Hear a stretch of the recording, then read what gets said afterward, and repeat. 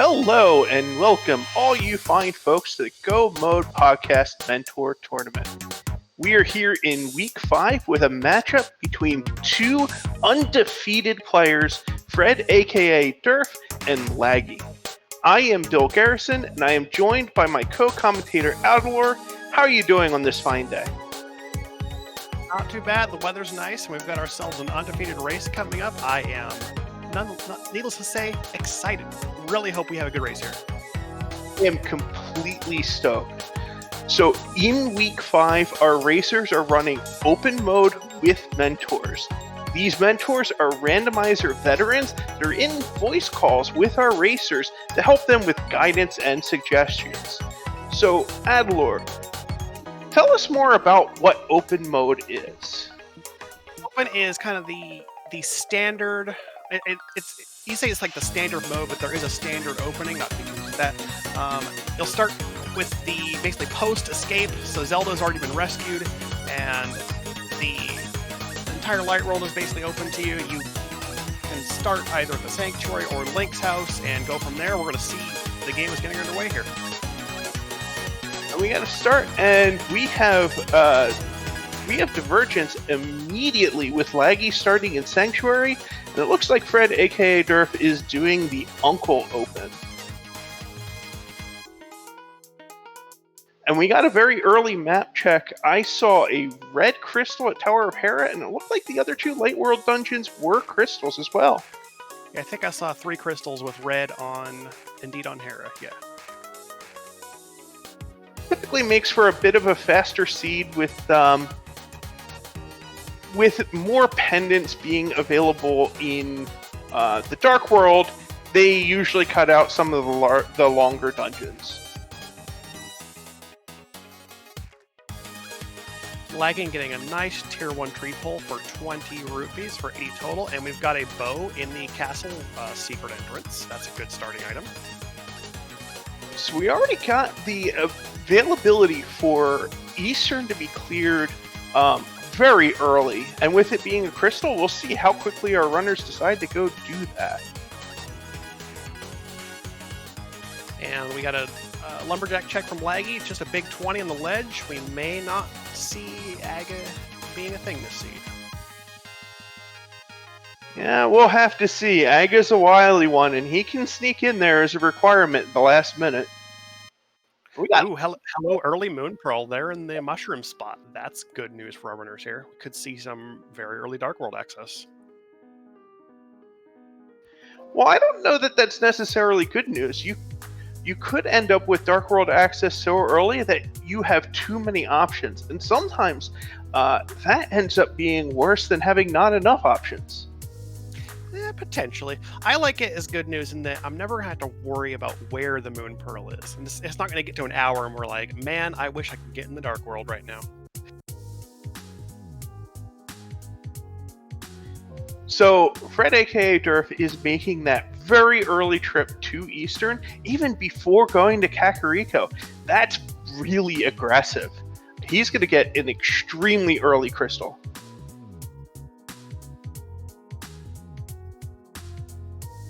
And given the caliber of these runners, I'm sure that the dark rooms in Eastern, while out of logic, are not going to be a problem for him. And blue mail already in Saha's closet.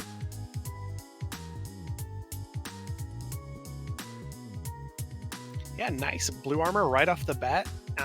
Just needs a couple more hearts behind it, and they'll be really set defensively for the early game. Looks like Laggy's having a little bit of trickiness going around Kakariko due to a lack of bombs. In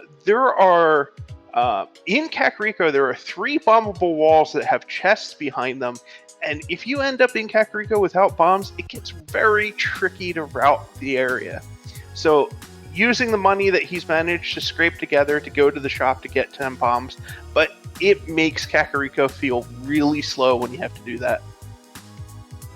Yeah, it does. I mean, if you've got the early money, you kind of just head. I like to do. I like head to tavern, and then if I get no bombs there, go ahead, just buy and just bite the bullet, and then that at least secures the fact that you don't have to do the well and Blind's Hut twice.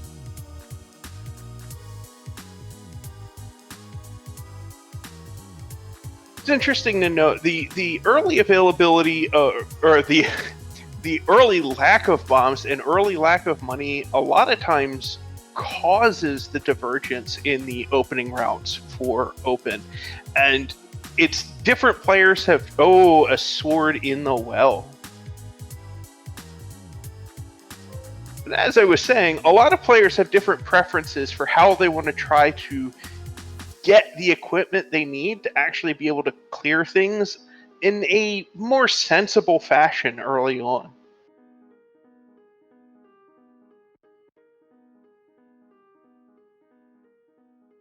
Yeah, I think you'll see some personal preference there, like how comfortable people are clearing dungeons swordless, for instance.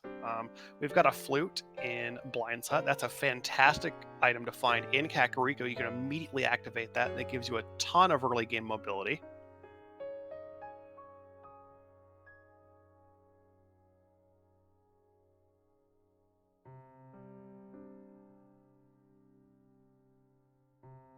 Yeah, and I'm sure after Eastern, Fred's going to be going to Kakariko pretty quickly to pick that up. Um, it makes Flute makes routing the game, especially early on, much different because you no longer have to worry about how long does it take me to walk across the map just to do a specific set of checks. Suddenly, the time it takes to get to certain areas is just completely different. Yeah, when you get a nice early flute in Kakariko, that it really enables you to more easily check the isolated early spots like Ice Rod Cave and Agana. You can feel more comfortable with hitting those early instead of having to think, well, do I skip those, leave them for later? It's an easy decision, I think, at that point. So one thing to note, without a sword to use the sparkle to help navigate by, the dark world or the dark rooms in Eastern are a bit tricky, and Fred was having a little bit of trouble figuring out where he was, and he had to use an arrow as kind of a marker to guide him through them. Yeah, arrows and bombs are both stuff you might. I mean, bombs in particular. If you're lucky to have an early bow, you can use that. But they're also good indicators of being able to tell where you are in the room. And another thing, racers like to do a damage boost through to activate this chest with only 3 hearts, and the blue mail not being very helpful for trying to get that damage boost since you always take 1 heart. It was really risky, and he actually had to go through and clear all the enemies in the room. Yeah, the 3 heart Eastern, if you're not really perfect with that, can make you have to clear that room. And we did find on Laggy's side a second sword at the race game. So Laggy is already at Master Sword before even going into any dungeons. Pretty good start. Looks like we're going to next see the South Loop with Dam and Mini Moldorm.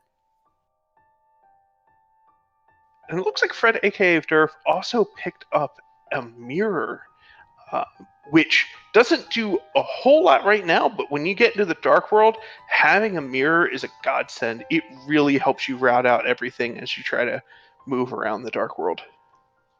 Oh no, taking a death in the Igor dark room. That room is really tricky, especially with only 3 hearts. Yeah, you walk in, there are I think 4 or 6 popos that are in front of the Igors, and they can move rather randomly. If you're not perfectly on that Igor, once it moves, that room turns into a real mess. It's tough. It's one of the tougher, actually one of the tougher dark rooms in the game, because you really, it's random enough that it's hard to practice it. Especially without a sword.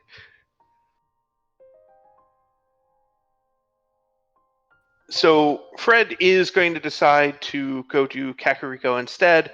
The flute's going to make it easier for him to get back to Eastern to finish clearing that out, and it might be something that he does when he goes to Pod later on and mirrors back to Eastern to finish clearing that out.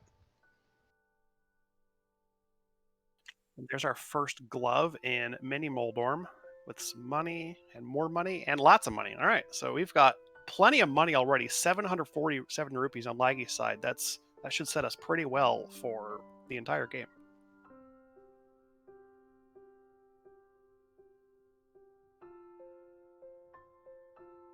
And Laggy now heading up the mountain, still well, without the bow, since he didn't go to Uncle, still putting off Escape and Eastern. Gonna rescue the old man and see what's up in Spec Rock. Yeah, that mirror does give us access to get up to Hera. We don't have a fire source, so the basement's off limits, but we can potentially peek in there, and if the basement's not required, that may be a clearable dungeon. Yeah, it looks like Laggy's not going to be able to go up to Hera in this pass. He didn't find the mirror. It looks like Fred was the one who found it. So maybe a little bit of a time loss here for Laggy. Not usually so bad when you're doing your first trip up the mountain because it's pretty quick to just unlock the save and quit spot for the mountain cave. And it looks like he's not even going to go up and check Spec Rock. He's just going to save the old man and get out of there. Take the mushroom and go. Yep, just grabbing the save and quit point for later, which is all right. You can easily get back there at any point now, especially with the flute. The mountain save and point or save and quit point is the fastest if you have to save and quit, because you can get right out the door the soonest and up to your flute. That's a pretty good convenient spot to have. And let's see what we've got in back of Escape. Full heart, that's nice. Another quarter heart. And more money. We are loaded this seat on money. So, trying to keep track of what we might need to get into the Dark World. So far, with a Master Sword and Moon Pearl, that's pointing us to a bigger possibility of it being an Agaseed, maybe with an early lamp. That's what we need to convince the runners to go up there and defeat Agadim. However, we could still just find a second glove or a hammer to get us there, so it's hard to tell either way. We did get that mushroom too off of the old man. It'll be interesting to see if that turns into something. Early fetch quests, they've definitely got potential to lead to something. Well, without a lamp, that mushroom is out of logic. So right now, the game's not expecting us to use that mushroom to get to anything. But there is the potential that it could, Aga logic will require a lamp, which would put that mushroom in logic. We'll see how that turns up. Yeah, with Eastern being a crystal and it is starting to feel like an Agaseed, I feel like we're going to find a lamp pretty quickly here, or relatively soon. Personally, I'm going to bank on in the escape part of Castle here. That's where I'm thinking it is.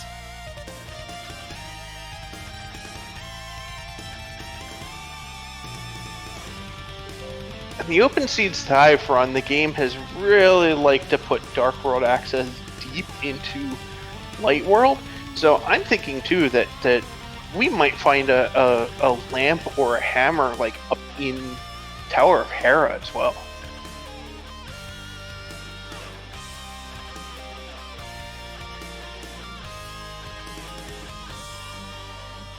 Laggy's got their bow now. We'll most likely see that dip into Eastern and potentially a full clear of the dungeon. It does have Master Sword. And Fred seeing the Master Sword and dodging the bird to go get it. It's really hard to pass up swords in this game, especially this early. You just have to get it. The only sword I could see anybody passing up would be Butter Sword late. Yeah, if it's in a spot where you can see it and you know it'll take a certain amount of time, even like 30 seconds or so to get, and like, yeah, I don't need it that much. It's not that big of an upgrade over Tempered Sword.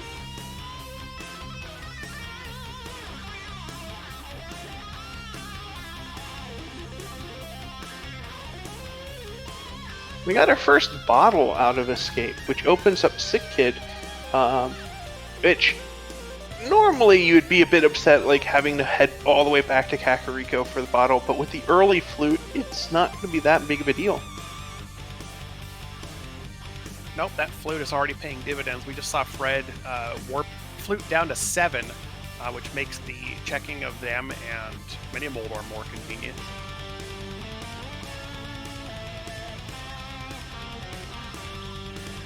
there's our fire rod and the second chest and escape, and Laggy's going to bail out immediately. Going to leave the Zelda chest unchecked. Hopefully that doesn't turn out to be something important. I wasn't counting. It's very possible that the last items were a key and a map, so I'm guessing that he was counting and there's nothing there. You are probably right, actually. I was not watching for the key and map either, like I would be if I was playing solo, so I'm willing to bet you're correct.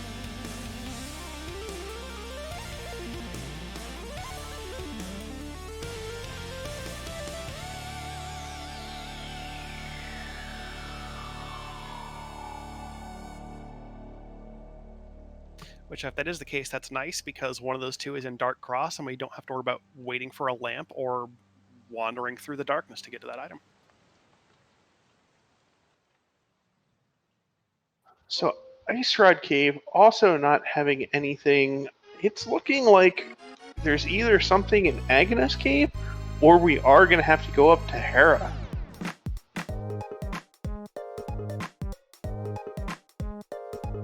It looks like Laggy might be setting up a fake flipper. Maybe. Nope.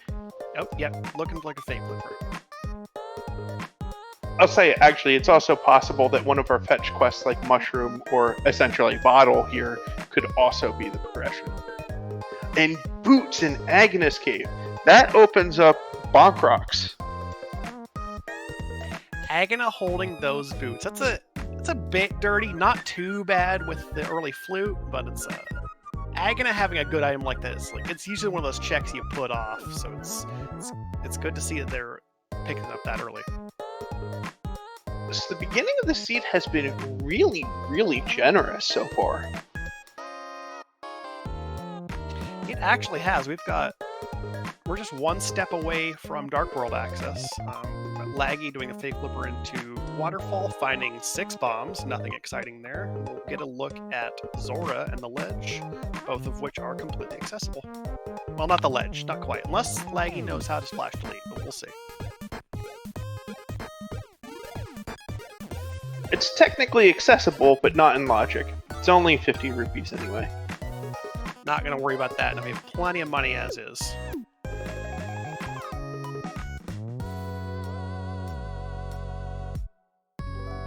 Fred rescuing the old man, and he is going to continue all the way up the mountain. Trying to do spin speed along the way and not quite getting it. Scamfish scamming Laggy out of 200 rupees. It's the minor scam today, not too bad.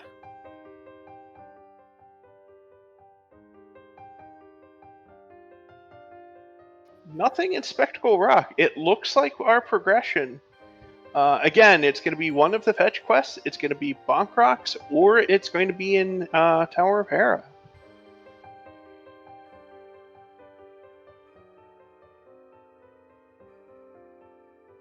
I actually didn't count the items in Eastern either. I'm not sure if Armos is holding something for us today. I think there's one item there. So we did see a map check on Fred's side. We've got blue and red pendants at Thieves and Mire. Looks like a green pendant at Swamp. And I think the other red crystal was ice.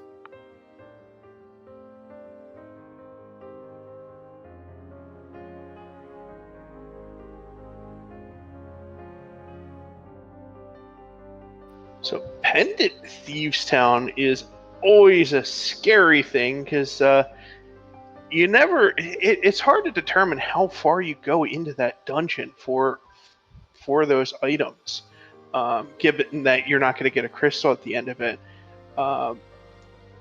With Swamp Palace being a pendant, that would be a lot of potential items that you don't need. With already having the mirror, though, and Ice Palace being crystal, we're going to need, or we logically need flippers still, and we logically need the hookshot still, so doesn't look like that saves us anything. Potentially not. So there's both of our items in Hera on the big chest floor. We found a big heart in the big chest and the silver arrows in the what I believe is the map chest. So we've all got early silvers before we even have to deal with one boss. That's a fantastic pickup early game.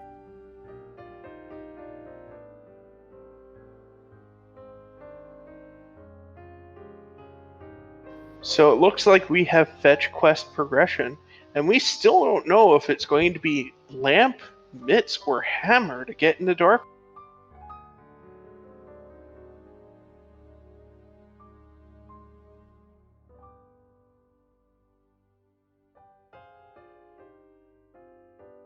Moldorm being a bit tricky with Fred here. It looks like he's handling it okay. One of the things that Fred has to be careful with the Master Sword slashes. Master Sword slashes only do the same amount of damage as Fighter Sword slashes, which means it takes 6 hits and puts Moldorm into this angry mode, which is really scary. He's got to be very careful, and he got the hit. But yeah, if you're at home and you're fighting Moldorm with a Master Sword, try to get those spins. You do not want to face angry Moldorm like that. Yeah, and if you do manage to get a slash or a poke, you can sort of keep track of it. If you get another one in and then go back to spins, that should keep you from hitting the rage state.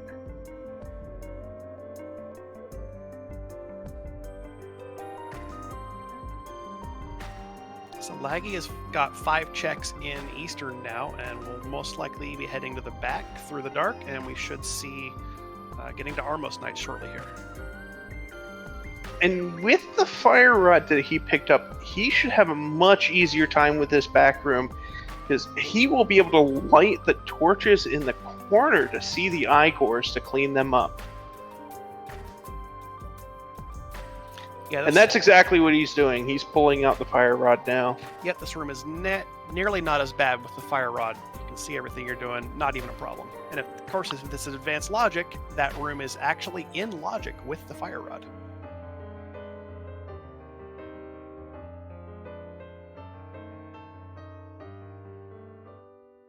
On Fred's side, we have a water walk being pulled off. If you dash along the ledge in the Ice Rod Cave against the angle that goes out the door, and then you go down one screen and use the south-facing jump to land on the water, you can run along the water.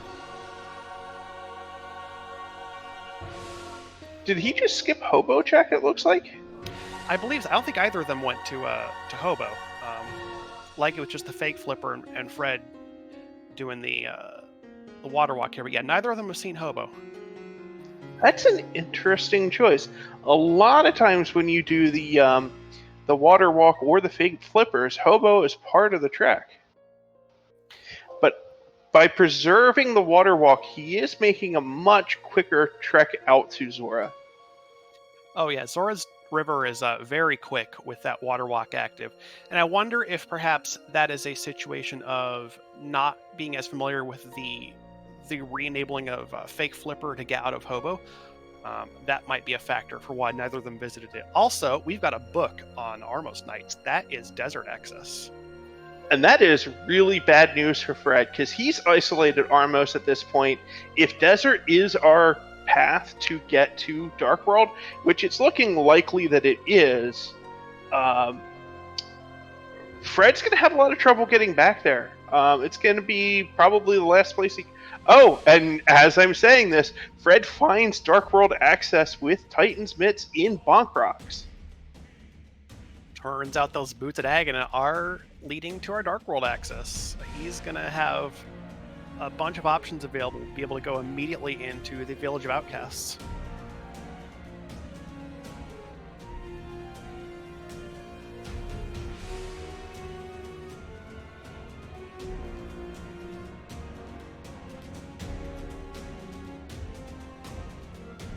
And Hookshot in King's Tube.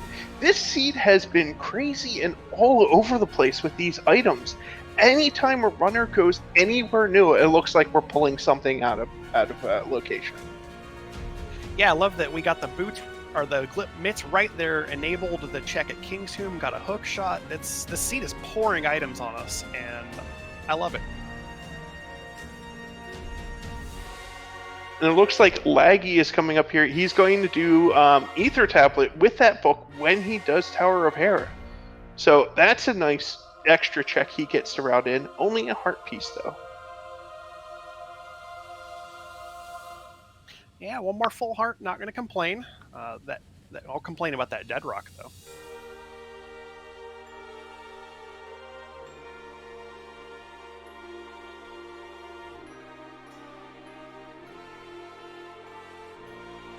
And Fred's going to go and check the Mire area, and with Mirror, he can check Mire Shed and Checkerboard Cave and see what the Misery Mire Medallion is, which I didn't quite catch. It looked like a Bombos to me.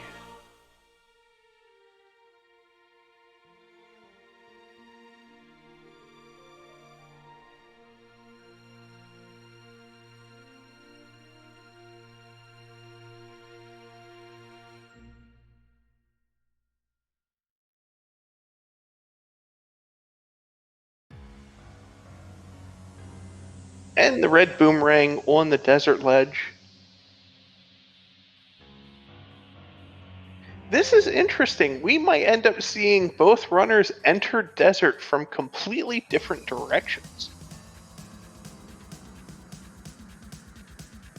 Kind of a side effect to the seed giving you basically everything very early on. Yes, it's been a very non-linear light world so far. It definitely offers up a good number of routing options.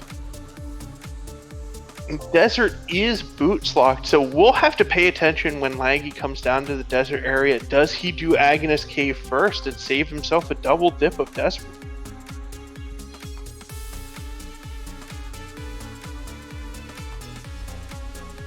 I certainly hope so.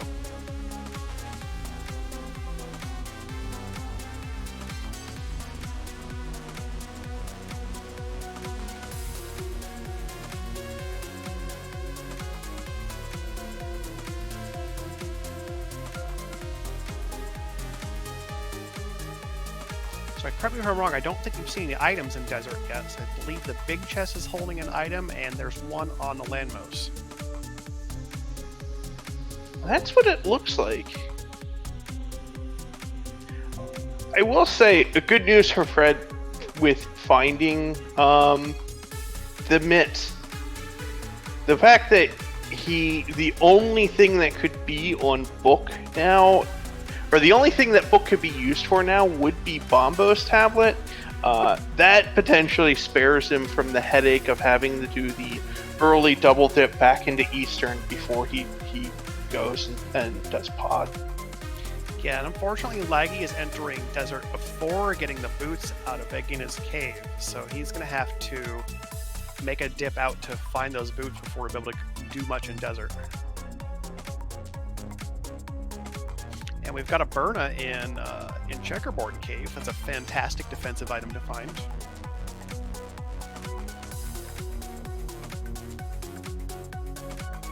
Burna being one of the 2 invincibility items in the game. Oh, right. Fred doesn't have a fire source, so he has to abandon land molas in his desert trip and come back later. So that's 2 crystal bosses that Fred has had to orphan at this point now. Yeah, you are correct. I was not keeping track. I thought he was going to go straight to the back. I was like, oh wait, no fire source. That's true. To be fair, keeping track of this race is really, really difficult. There are items everywhere, and our runners have not even come close to running the same routes. Yeah, this is coming fast and furious. It's about as fast as like an early game spoiler race where you have just a loaded light world. I admittedly already forgot where we found the fire rod. It looks like Laggy is also going to dip out and take a peek at Agna. Good news coming up soon.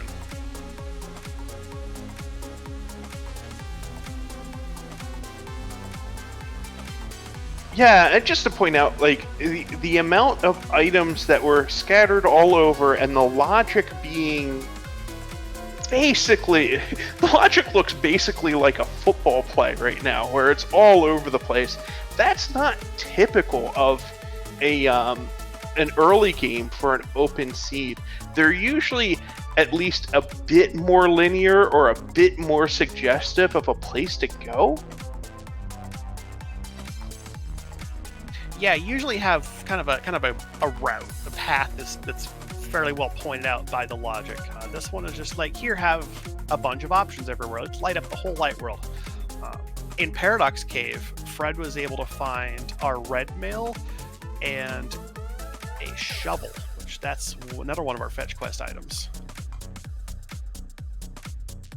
And Laggy does get the mitts needed for Dark World access. Let's see where he decides to go. If he goes straight to, yep, he's going straight to the Dark World from Village of into Village of Outcasts.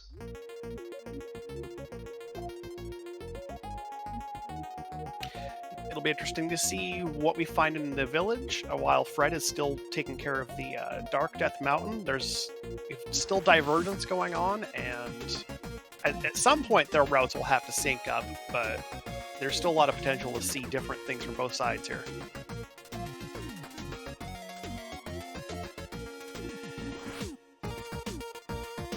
With the way this seed's been going, they might not sync up until Ganon's Tower.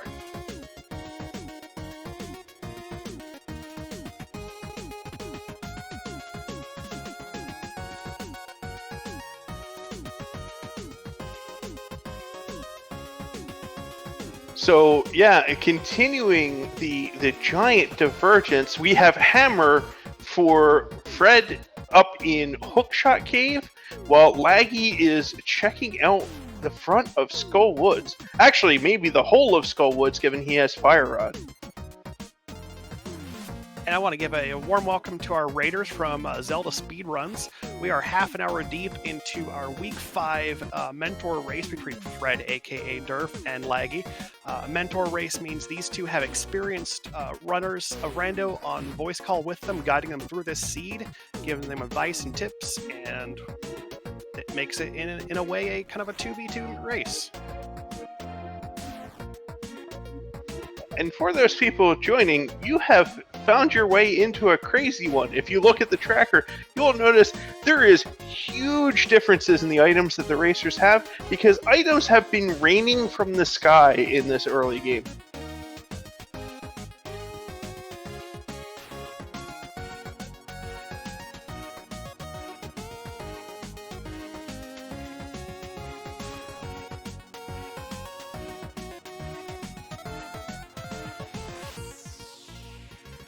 So for Laggy, going straight to the back for Mothula, which makes sense with the Fire Rod. And after Paradox Cave, I didn't see a whole lot of other progression up on Dark Death Mountain for Fred. Yeah, just the Hammer and Hookshot Cave, and I think the rest of it was just assorted stuff. I don't believe Fred went through Spiral Cave, so there's technically an unknown there. I think it went after Paradox straight into Dark World, but I could be wrong. So Laggy's starting to get a little bit low in the Moth fight, but was still able to pull it out with just the Fire Rod and Master Sword. That's a really tricky fight, actually, with just Master Sword and no half magic, even with the blue mail and the amount of health that we had. So, good fight from him.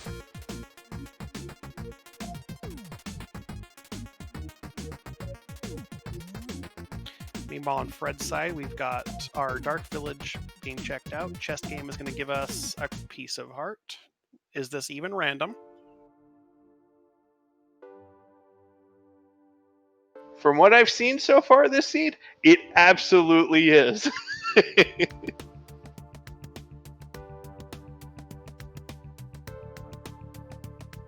And a ped check coming up from Laggy. Just the previous race, we had a pedestal seed. It was the necessary ether medallion. Let's see what we've got here. Just 3 bombs, no ped seed this time. So one of the interesting things about the ped check there, when you get a seed that gives you so many items early, sometimes the seed is telling you, oh yeah, you're going to need all of these items so you can do all of the 10 dungeons that I'm going to require you to do. And it can make that ped check really enticing, especially when you're missing a lot of medallions for the potential Turtle Rock crystal. And there's the lamp. Yeah, that's our lamp in Thieves Town lobby.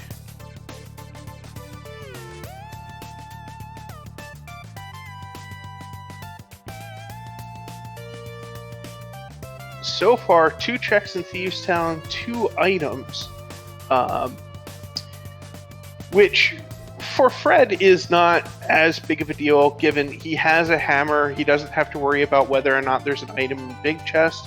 But when Laggy goes there, we'll have to see if he has the hammer yet or not when he chooses to get there, and if there ends up being an item in that big chest. Yeah, Laggy will have to, to get the hammer, he'd have to go out, back to the Light World, go to the King's Tomb, and then go up the mountain before Thieves Town. I can't say I feel that one's going to happen. I think we're going to see Thieves Town before that, given where he is right now. Actually, it kind of depends on what he's deciding to do here. Coming up to the Flanctuary area, he might be going to Graveyard Ledge and King's Tomb right now. Yeah, you could be right. We may get a lucky break over here, and he won't have to be missing that hook shot for very long.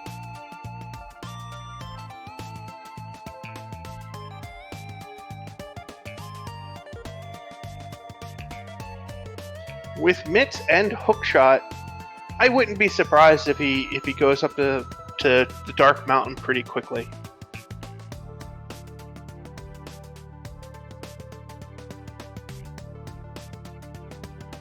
So Graveyard Ledge, 300 rupees. Not particularly interesting anymore, given how rich we are to start with. But yep, Laggy is going to get that hook shot, and I say that's going to put him right up the mountain right afterwards. Yeah, mitts and hookshot, it unlocks pretty much the entire mountain access. There's a long adventure to be had up there with many item checks. You're not going to want to put that off for very long, if at all. And Fred doing what looks like the full smith. Actually, it might be just part of the smith chain. We'll see if he ends up continuing all the way with purple chest afterwards, and clearing out all of the South Growth checks, like the South Growth Cave. And Samaria on the smiths. Is this just going to be a jet seed? Smiths have crafted us even more progression. Yeah, we're really not that far off from go mode in the grand scheme of things here. There's not too much else we could even need.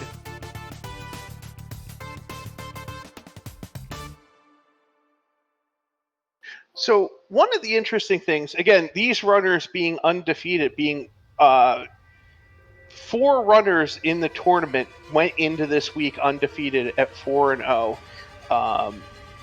These 2 runners, and then there was 2 runners last night that were racing undefeated, Scruple and Floyd. And I know from the race last night, I'm not going to spoil who won it, but that was also a jet seed. We'll see if there's a repeat and we get our top racers in the Swiss portion of the tournament coming out of week 5 with really fast times.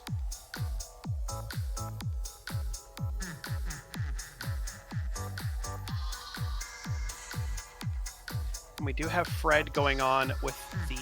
he did skip purple, left purple chest there, but we'll probably see the rest of the south path. There's our Bombos medallion in Cave 45, so that gets us into Mire. And we do have that shovel, so we'll see Stumpy to the shovel check, and probably all the way down to Hive Cave.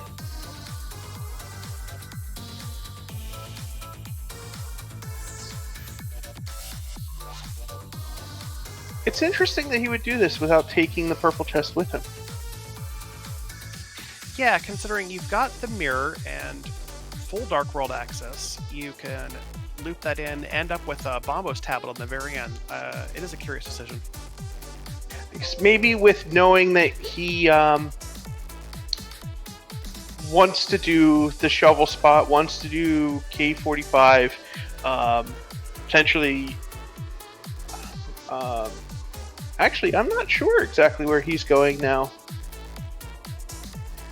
Going an alternate way to Hype Cave. But having to do all of those checks, I guess he just wants to be able to use the boots and figures it's faster just to come back for the flute with the purple chest later. And that is a good point from Vortex Doom. Fred does not have the book. That is another one I messed up. It's admittedly a little bit tough because I keep thinking they've got all these items, but there is so much divergence still that these runners have yet to catch up to each other in several respects. Yeah, in a normal run, there's usually certain points in which the runners kind of converge and have similar items, and you can just think, oh yeah, both runners have said item. In this race, that is just not how it is. Items have just been all over the place, and runners picking up completely different pieces from each other. Indeed, this is very much an odd seed with how much different stuff it's giving us. So we're seeing this mushroom turn in. It was given this to us by the old man. That's our tempered sword. Fantastic. Tempered sword, red mail, silvers. Like, why can't this just be Breath of the Wild? Why can't we just go to Ganon now and be done with it?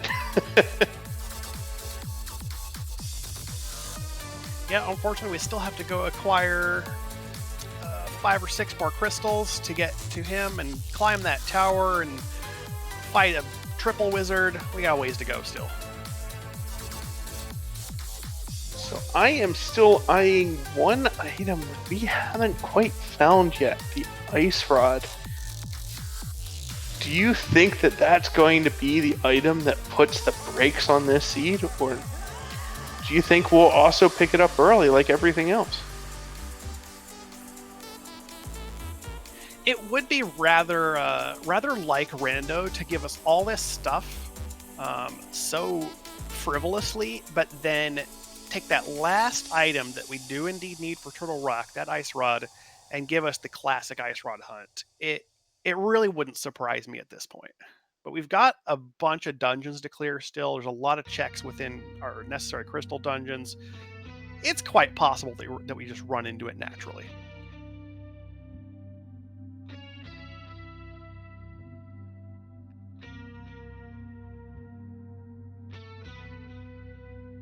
And Laggy doing the trick where he leaves the purple chest behind after he's done his last mirror, just so that he doesn't have to worry about keeping it with him, and he can still turn it into Gary, our lockpicker. Yeah, you'll see that in a minute. He'll mirror right next to Gary, and as long as you are right next to him when you enter the light world, you get the immediate purple chest turn in. I've actually found that trick is pretty forgiving. You don't really have to be all that close to Gary in order to turn it in.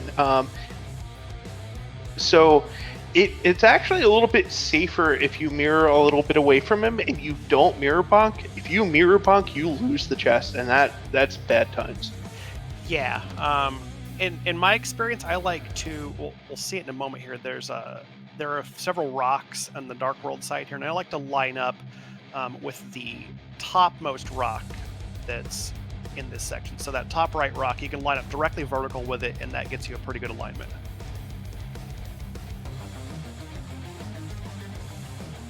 Only 10 arrows in the purple chest, so not anything for Fred to panic about.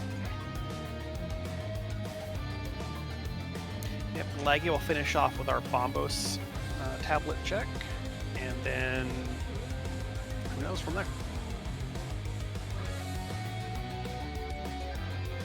Yeah, and it looks like the book that he got from Armos that Fred orphaned is not going to turn anything up, because Desert was still accessible, both tablets had nothing, and Ped is dead.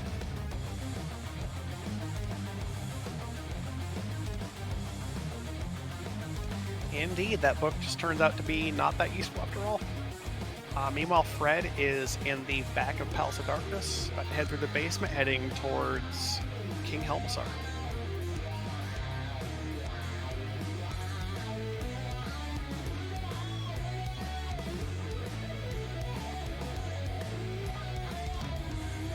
I don't believe we really found much in Palace of Darkness itself. It's been a pretty expedient trip through the dungeon. He's got all the access he needs to get through it quickly. We'll have to see maybe if King Helma has something, or if it's just a dungeon you just cleared because it's a crystal. Oh, there's not really a whole lot left to find. Really, the runners mostly just need to cover each other's tracks to pick up the couple items that one has that the other one doesn't. The items that are still out there, we are looking for Ice Rod. Technically, we're looking for flippers, but it looks like, my guess is both runners are just going to fake flipper into Ice Palace, and that's not going to be necessary. And maybe Quake if it is the Medallion and Turtle Rock. So, as of right now, this is looking like an Ice Rod hunt. We probably don't need anything else.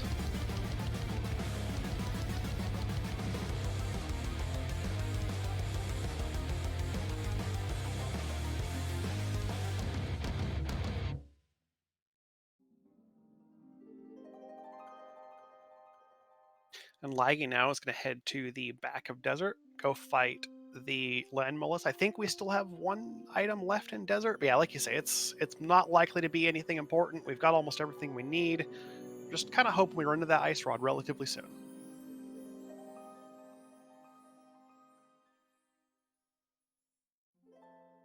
We have chat saying that Turtle Rock was seen. I had missed it, and then it was Ether. As we've been saying, this seed has been extremely hard to keep track of what's going on because these runners have not been in sync for the entire game.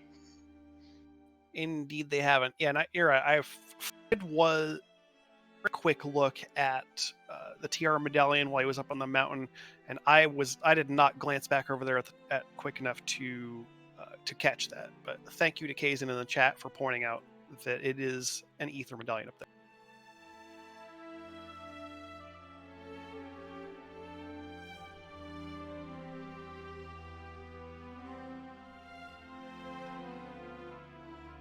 So I'm trying to take a look at what our individual runners need, and it looks like Laggy's big outstanding item is that hammer. He never went up to the Dark Death Mountain yet to find that.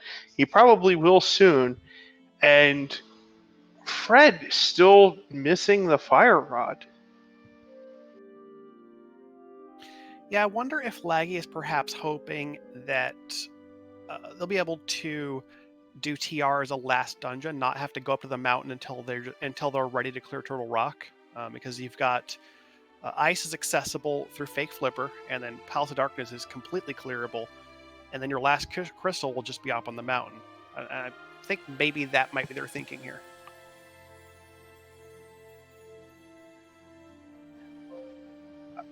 My thought is, in the current state right now, the longer it takes for Laggy to find that hammer, because that hammer gives so much access, I think it'll make his route more and more inefficient as we go along and give it advantage to Fred. So we really want to pay attention to when Laggy decides to go up the mountain. Actually, no, you're all right. I need to correct myself completely because both those dungeons require the hammer. I need to stop giving misinformation. Again, confusion because these runners are so split up.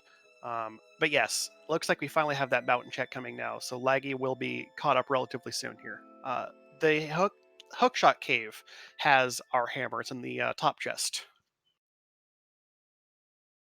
Let's see if anybody in chat can help us remember where the fire rod was. I know we've seen it on Laggy's side, and with so many items so fast, I've just lost track of it. Yeah, I'm still trying to rack my brain, like, where was that dang fire rod? And I still don't know, because, yeah, like I said, Fred hasn't picked it up yet. So we're kind of waiting on that, oh, there it is, sort of thing. It was somewhere before Laggy went into Oh, it was in escape. Fred never did escape, and now it's so late into the game. Like, when is he ever going to go back? That's right. It was in the second chest, and then we were talking right away about like, oh, it's skipping Zelda's chest, and then oh, the map and the key are just in the last 2 checks. So there it is. Yeah, we'll have to see how long Fred takes to get to that, because it's been a while. And for chat, we think Zelda's cell was either key or map, and Dark Cross was the other.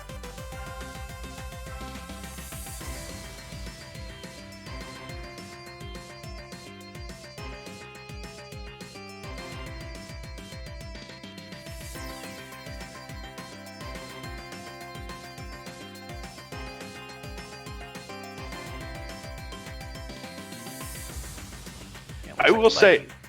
sorry, go ahead. I will say I am getting my excitement's worth out of this game, though. Like, with these high caliber runners running this seed the way they have, it has just been a whirlwind of awesome. Yeah, they've been storming through the seed, which has given them so many options so fast. It's really been a great race so far, and it's going to turn into how well they're going to execute these last few dungeons and get up the tower, and they've got a lot of work to do, but they're very well equipped to do it. Well, chill out for just a moment. Ice Rod location is going to have its say. I'm hopeful. I'm really hoping that the seed is going to continue. It's the jet potential it's set up for us. It's going to give it to us naturally. You don't have to hunt for it. We can just storm on through, set ourselves a nice time.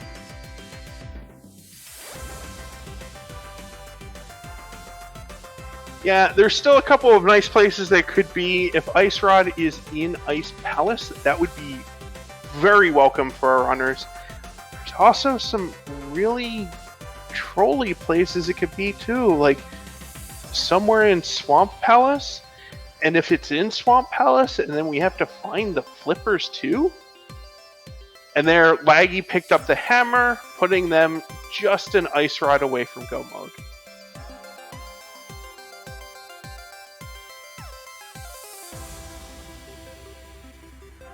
And they're going out to the floating island. Did we see something important up there?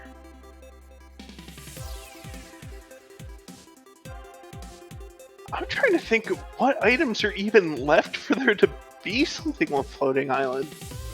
I don't know. I don't think Fred looked at the floating island. Ooh, half magic. All right, good pickup.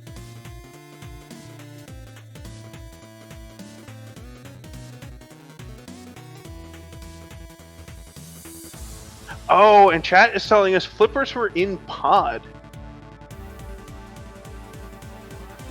So this isn't a sequence break of Ice Palace at all.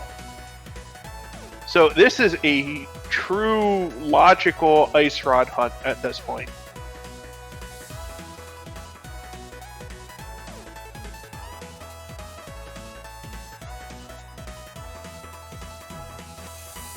And Fred with a blazing fast icebreaker. Yeah, that was very good. Very well executed over there. I was going to say that Laggy got our spiral cave check, which was just a big 20. I don't think Fred did spirals. I wonder if that's weighing on his mind at all, if so.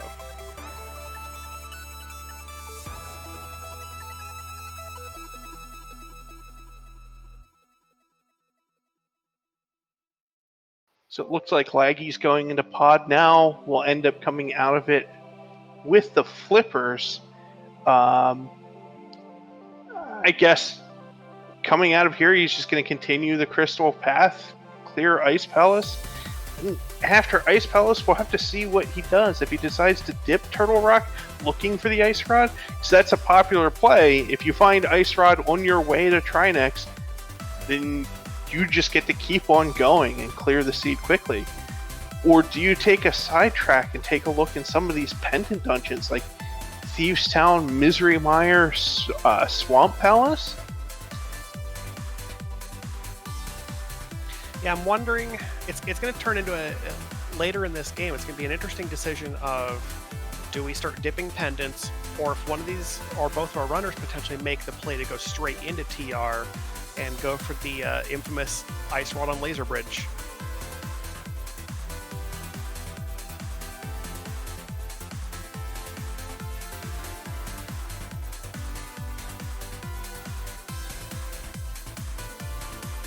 Randomizer seeds are very well known for putting Ice Rod deep into Turtle Rock. It's a really common play to take that gamble to look for Ice Rod within Turtle Rock when you have everything else for go mode.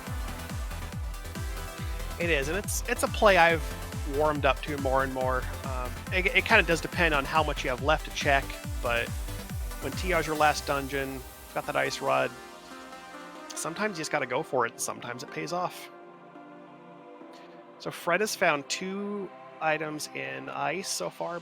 There was a heart and I believe a pack of bombs. I'm looking like the last item is going to be on cold stairs. We'll be in suspense for another minute here on whether ice has our Ice Rod.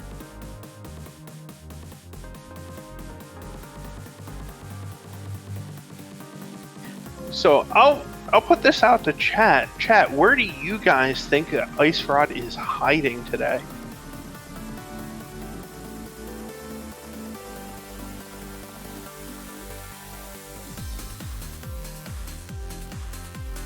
Oh, and Fred gets a really nice setup spin on Cold Stare to put him in the corner. Got a couple slashes before he got away. This should still be a fairly quick fight for him. Oh, without the Fire Rod, that does make it a little bit tricky, but just using the Cane of Burna to continue to be aggressive with these buffs. Yeah, taking that safety, there's no harm in that. It's better to be safe and take care of a boss than die and lose a bunch of time. There's another, just a boss heart straight up on Cold Stairs, so that's all 3 items in ice. No Ice Rod, the hunt continues. So, Great Corvid saying behind green pendant, and I'm kind of chuckling to myself looking at the subscriber icon being green pendant too as I'm looking at that phrase.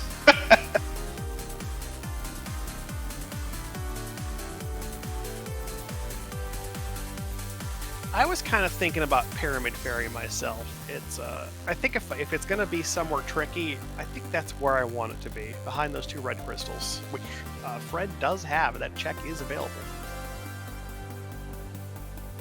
So it looks like Fred is going to clean up Desert at this point, because when he was here last, he didn't have a fire source, and with Fire Rod being an escape, and he hasn't done escape yet, that fire is still what's plaguing him.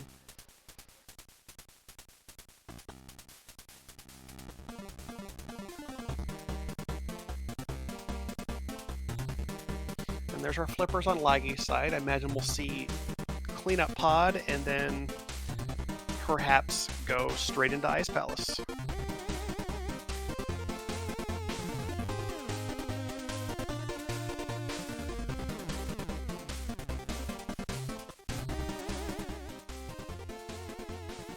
So as these runners are clearing these dungeons, I do want to put it out there, if you're enjoying yourself today, consider giving this channel a follow and joining our Discord.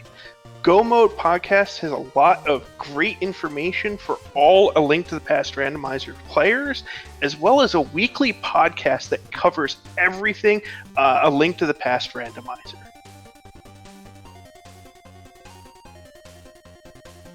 And also, these racers are putting on a great show for us. Again, being the undefeated racers in the Swiss bracket so far, definitely give those guys a follow and watch them as they run and continue their A Link to the Past randomizer career.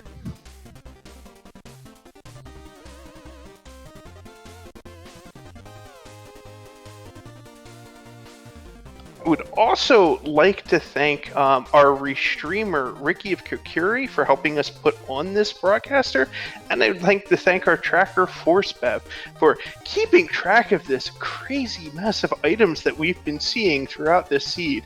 Now that we are finally starting to stabilize and converge.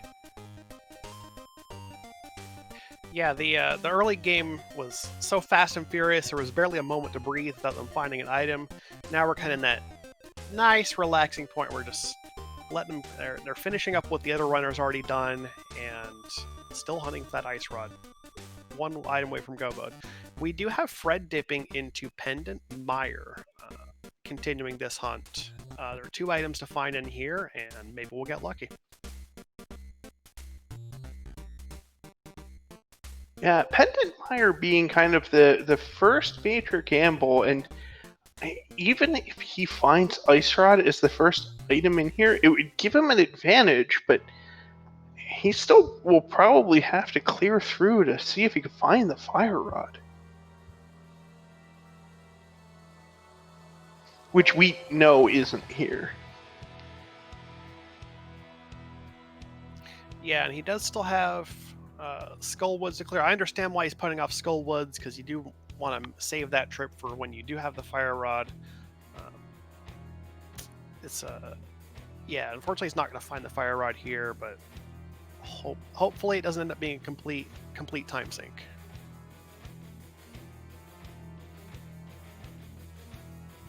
And again, looking at the dungeons that are completed for both runners, like, this is anybody's game. There is no way to tell who is ahead at this moment, and it could be entirely based on who finds that Ice Rod first, or if it ends up being in one of those spots that are just a last location, like, as chat was saying, Green Pendant Turn-In. It could also just be entirely the sum of execution across the entire seed.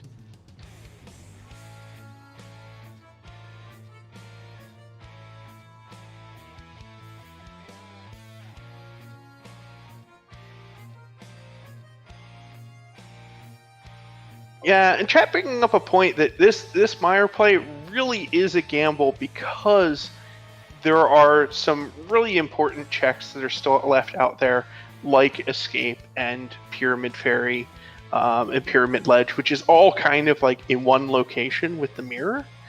But maybe Fred is feeling like he's behind enough that he has to take this gamble to try to pull something important out of Mire. He gets his 2 items and leaves. Nothing in Mire. Yeah, at least those 2 items surfaced fairly quickly, so he's not going to spend too much extra time there. Laggy did exactly what we were expecting and just went straight into Ice Palace from Pod.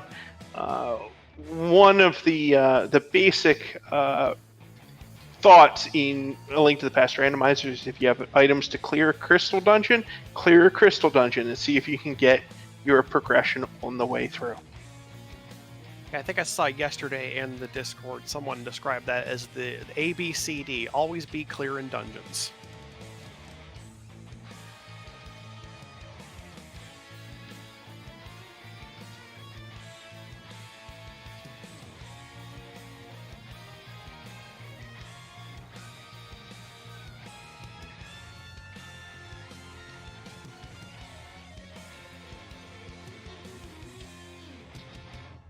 Again, I apologize. It's actually a little bit hard to tell exactly what checks each runner still has available in the overworld, because this seed has been an absolute whirlwind. So it looks like Graveyard Ledge is a check that Fred had not done early on. Oh, right. He skipped it because he went and picked up the hook shot immediately after getting mitts in Bonk Rocks.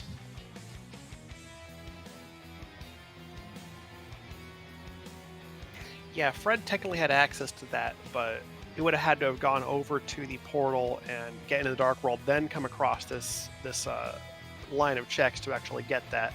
He's kind of isolated it temporarily. Again, I'm not sure if he's done Mushroom or he's just coming up here for Catfish. Looks like he's already turned in Mushroom and just going straight to Catfish. Yeah, he does have the tempered sword. We haven't seen a fourth sword yet, so they both have turned in the mushroom. Unless we have a fourth sword and I missed it, but I don't believe we've seen all four yet.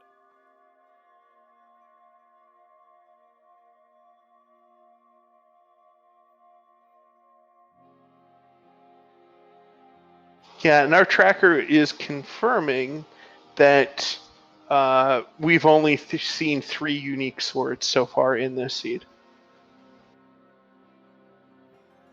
We also haven't. I don't believe we've seen the pyramid item either. Which that is. There's 3 items on the pyramid at this point. There's a pretty strong temptation to go get that bomb and turn it in and see what it turns out to be. If Fred's in Kakariko, do we think that he is going to check the front of Skull Woods? And no. I'm not sure if he's checked the front of Skull Woods or not yet or not. I don't believe he has. I think he might be cleaning up Thieves Town. Maybe. I want to say at least one of our runners here bailed out after getting only 2 checks in Thieves Town. Oh, he's picking up the purple chest that he left behind.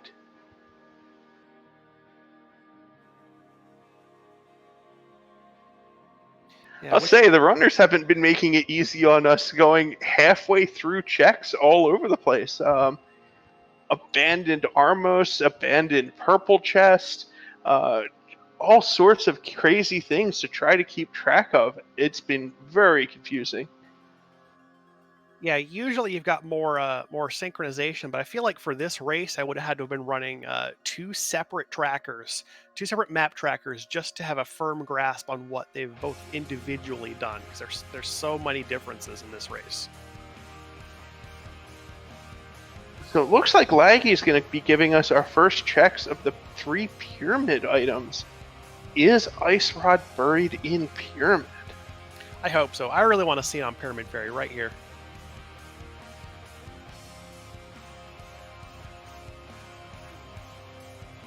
There's a fairy bottle on the pyramid ledge out there.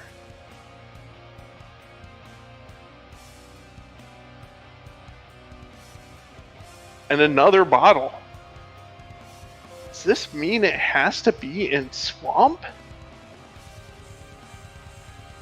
As far as things go that we haven't seen, Green Pendant Swamp is looking like a very strong option. That or making the gutsy play straight into TR.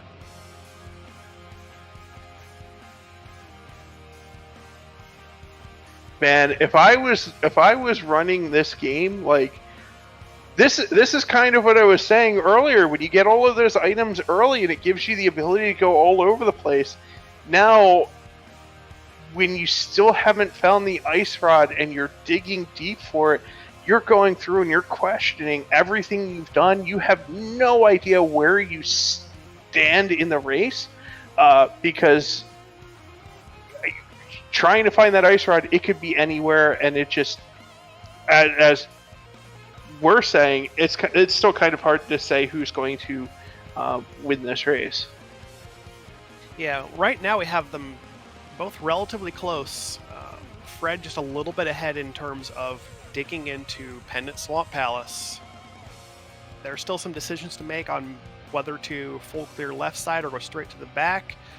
This could still swing either way, depending on which one of them finds the ice rod first, where it is. Fred still has to find his fire rod in the castle escape. This is still a race by all means. Chat pointing out something funny. An hour and 7 minutes in. This is the first time our racers have been anywhere near each other for the entire seed.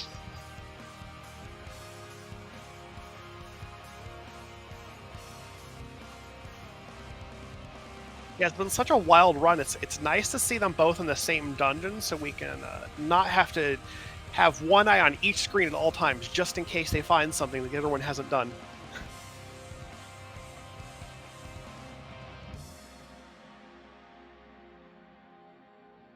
So Swamp Palace has that interesting gamble of, do you do the left side or not?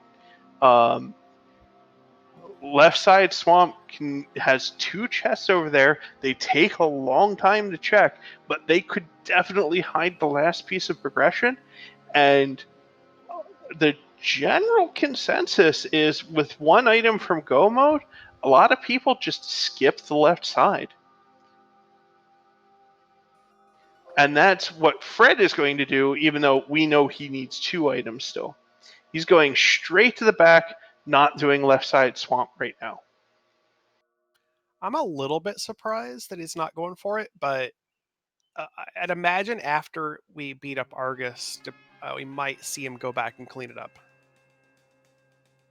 And that was a very, very clean diver down.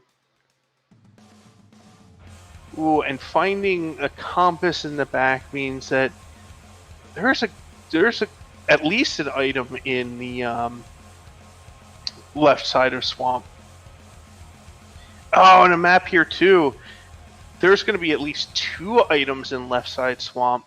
This is basically the worst item layout. We've got the map and the compass both on the trip to the back, and we don't even have the big key yet, so we couldn't even check the big chest before going to the back.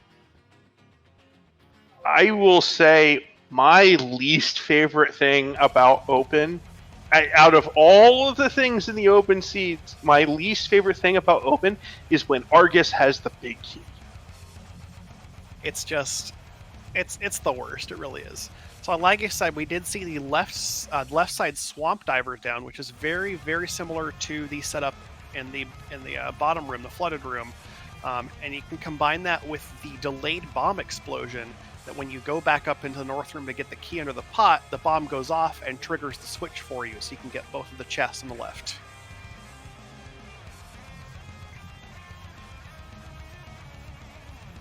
Oh, and Fred getting a poke instead of the silver arrow shot into Argus. This fight's getting a little bit away from him. Oh, got the hit.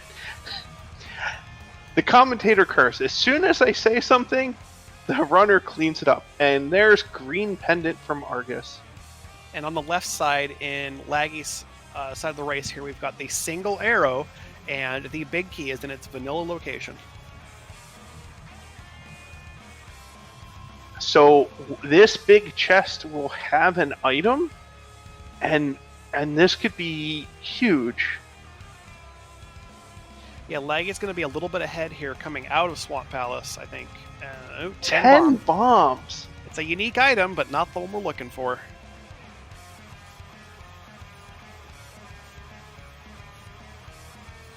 So we have checks left in Thieves Town, and we have green pendant turn it.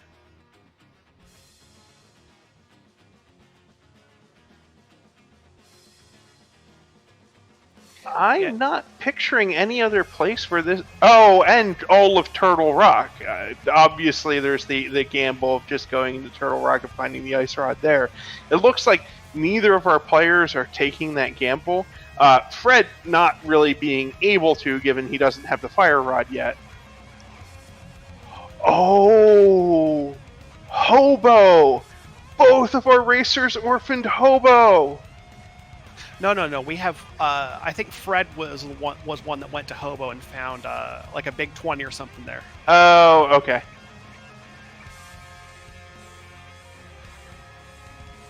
Keeping track of this race is exactly impossible.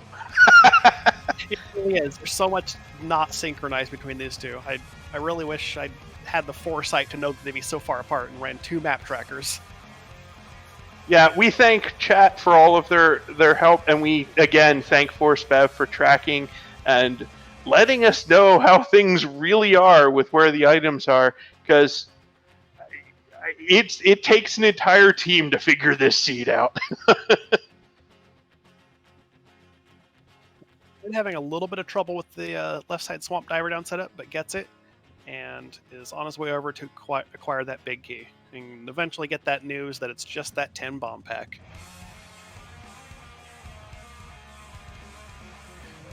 With the key already being picked up on... Oh, wait, never mind. I'm just being silly.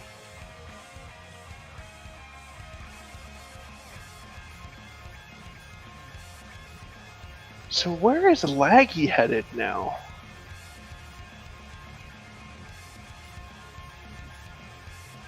Oh, he's cleaning up Hobo right now. Yeah, this little ramp here on the dark side is really not. It's a nice, convenient way to check Hobo if you've left it for later. Is you can pop in, get Hobo, pop right back to the dark world. And that guard plinking an arrow off of Laggy's shield, that guard is a jerk. Especially when you're fake flippering, he has been known to snipe racers. And when you're in fake flipper, you can get one shot by those arrows. He loves sniping racers out of water walk from that bridge. Yep, it's tough because it's really hard to avoid that arrow because you're in the water. Your mobility is greatly reduced. It's a little bit random whether that guard sees you and take a shot at you. Hopefully you have a shield if he does, because yeah, like I said, one shot will happen in fake flipper mode. And the green pendant is bombs. No, it's turtle. It's got to be Turtle Rock at this point. I don't think there's anywhere else it can be. And neither player is going to feel good when they find the Ice Rod in Turtle Rock. They are both going to feel behind, because it is very common to take the gamble and go into Turtle Rock with Ice Rod being the only thing left. It really is. I feel like if this was a seed I was running, I most likely would have made the TR play by now, because it's, like I said, it's more and more a thing I've been warming up to. The Ice Rod just very well can be in there. Yeah, you're right. It's very likely that both of these guys are feeling quite behind, because they've checked almost the entire game for this Ice Rod.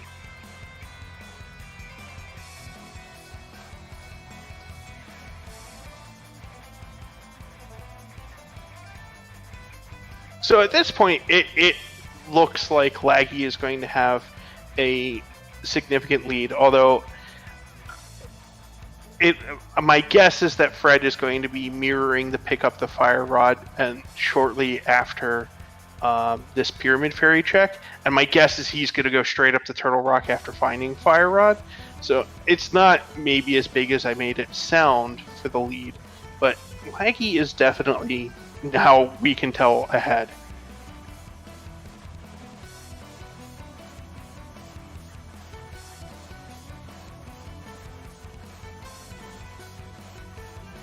Yeah, and here's the hour and 16-minute check into the front of Escape.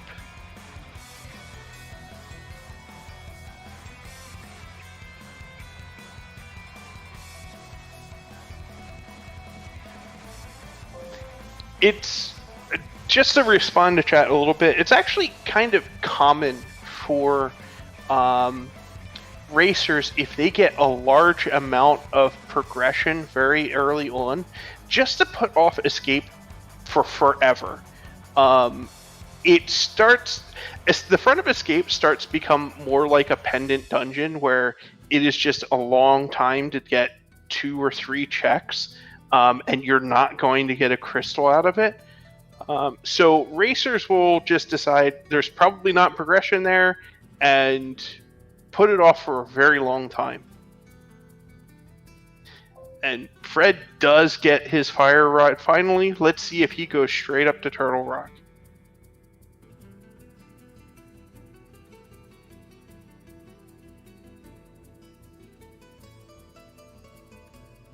Oh, he's going to turn in green pendant first, and I'm realizing too, he still has to clean up Mothula before going up to Turtle Rock. So Fred is unfortunately very far behind.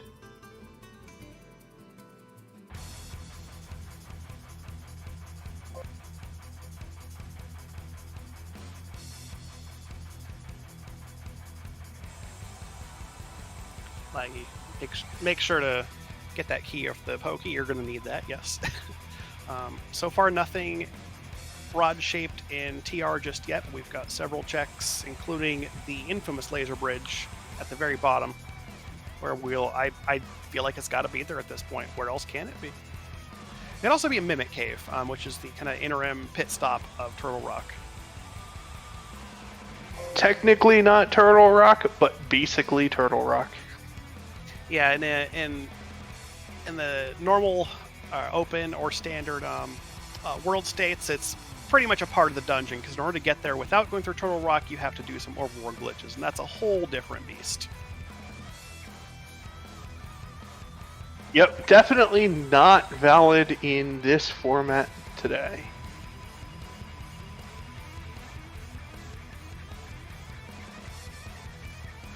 Oh, that's a good question from chat. Again, we've mentioned that parts of Thieves Town weren't cleared.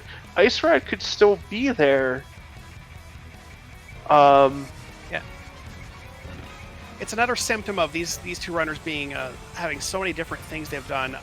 Me personally, I believe one of them has not full cleared Thieves Town, and like we see on the tracker, neither of them have dealt with blind. It's possible that all 4 items were found by one of them, but I can't say that with any amount of confidence.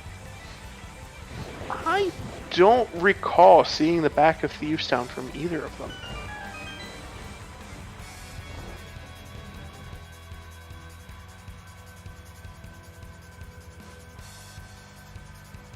I know that there was at least 2 items in the front of Thieves Town. So I remember it was lamp, another item, big key. I don't recall what the 4th item was. So I don't know if there's 2 things in the back of Thieves Town still, or just 1. If it's 1, it kind of makes sense why they've abandoned it for so long. I believe the Thieves Town lobby was, it was indeed lamp. Powder was also found there, and Ice Rod and Mimic Cave. There it is, Mimic Cave.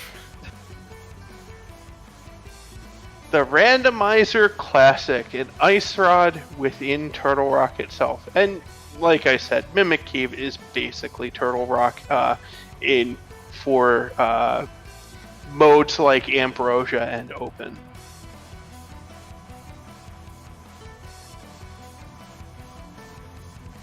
So Laggy finally in go mode at 1 hour, 20 minutes, and 25 seconds, which is still a very fast seed because it's just the second half of Turtle Rock and then Ganon's Tower to go for him.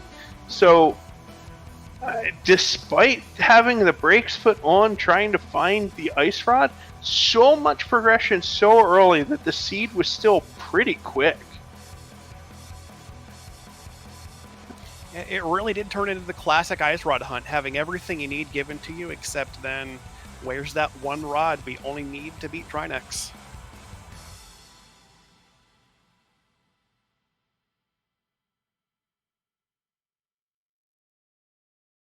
And Fred still had to do all of the checks in Skullwoods too, given that he didn't do any of them because it took him so long to get Fire Rod. Still just more time that he can't afford for this race.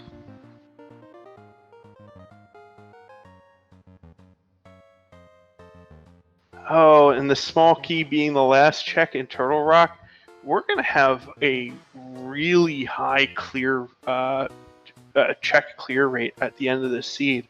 But it's kind of deceptive how many checks we had to do, considering we had Flute and Boot so early to make routing like crazy fast.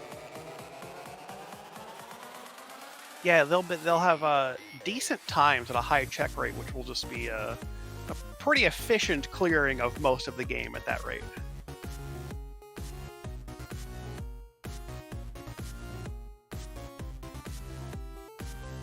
And I don't see anything being too terrifying for the rest of this game, considering that we have Silvers, we have Red Mail, we have Half Magic, we have Tempered Sword. This is going to be pretty straightforward through the rest of the seed, whereas for the first part of it, like, it absolutely was not. Oh yeah, it was such a jumbled mess of options. Laggy having a very good textbook Trinex Phase 1. Phase 2 getting slightly out of hand, but nothing uncontrollable. Got that Red Mail, Tempered Sword. Still a very manageable fight.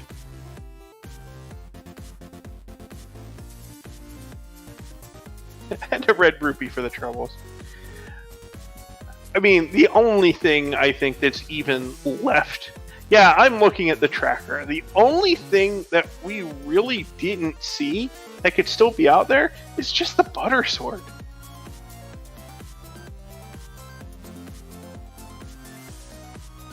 Yep, we've got pretty much a story. Oh yeah, it is time for the GTBK game. So we have a game we play. We've got that Ganon's Tower Big Key. It's in one of 22 locations. Chat, go ahead and get your guesses in. We're going to close that off very shortly once Laggy has actually entered and started getting checks in Ganon's Tower. We're going to give some points out to whoever gets the number right on the nose, or if nobody guesses it, we'll give some points to the closest guess. Thanks for catching that, Adilor. When you're going from Turtle Rock straight into GT, there is very little time to get this game rolling. And like that, we're already about to close it. Indeed, there is. I like to pick number 18 myself usually, because it usually points at Bob's chest.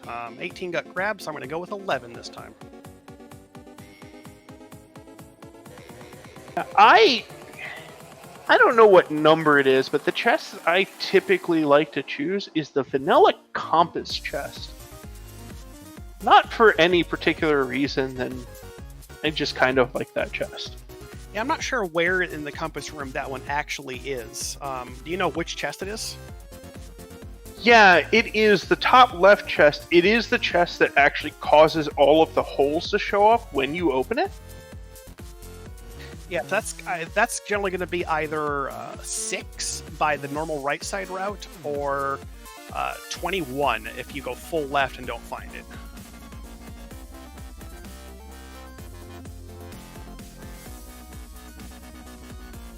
And so far we are up to 7 with no GTBK.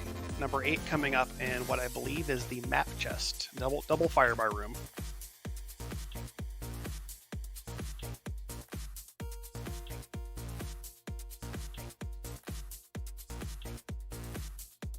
It's another big 20. And meanwhile on Fred's side, we have Fred coming up the mountain, making a beeline as fast as he can towards Turtle Rock. He's got some catching up to do, and barring any major errors in Ganon's Tower or Ganon himself, this is very much Laggy's race to win. Yeah, now that we're at this point in the seed, we're going to recap a little bit about how we got here. So, being an open seed and being able to have multiple openings, we actually started right out of the gate with one runner going Uncle route and the other runner going to Sanctuary. And with so many progression items being scattered early and all over the corners of the light world, our runners got completely different sets of equipment to start and continue to diverge in their routing all over the place. We have our big key in number 9, so we are heading up to the gauntlet. Congratulations to Lumaga, who is another one of our Goba podcast crew, frequently seen helping with other restreams. Good job guessing number 9. But yeah, with items strewn all over the place and very accessible, our runners never synced up for a really, really long time. And just the biggest result that came out of the whole spaghetti of the logic of this seed was that Fred put off front of escape for a really long time and didn't get the necessary fire rod out of the front of it. And that's the big difference that we're seeing here now. Yeah, Fred unfortunately missed he's just a little bit off timing here. He's gonna be have to probably use a blue potion to get through the torch room here. He missed the shot on the bottom right one just off by a little bit, and I think that's kind of thrown off his timing for the whole room now.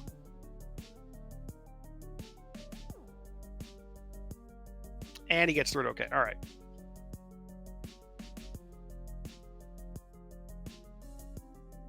Laggy so far having a pretty clean GT gauntlet. Going with Fire Rod strats on Land Molas, gets the first one down.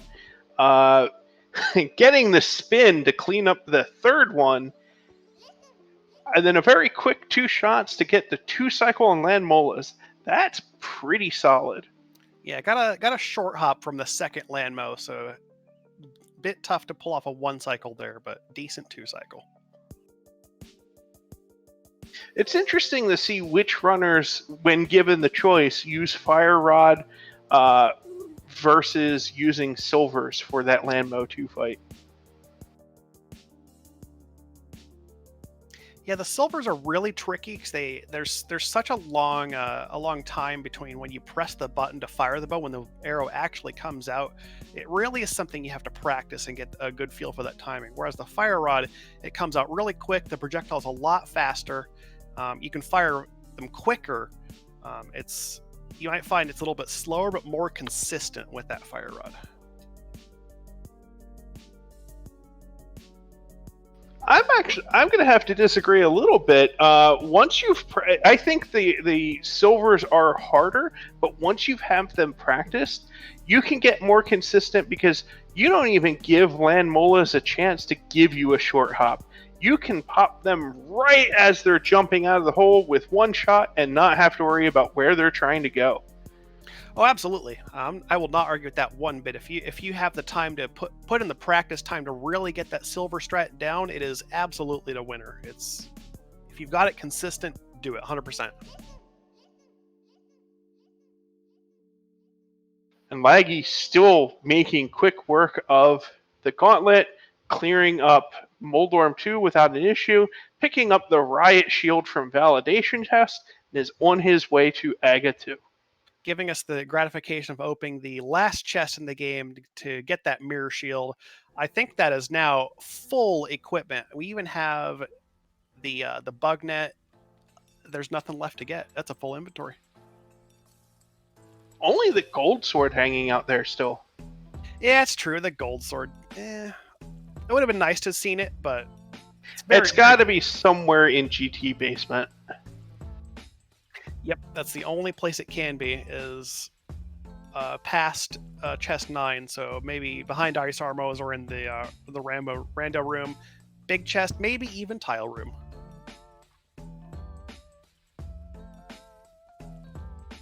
And on Fred's side, we're about to get the news that here is our ice rod in Mimic Cave, the real tricky item of this seed. Yeah, so Fred in go mode at 1 hour and 30 minutes and about 50 seconds.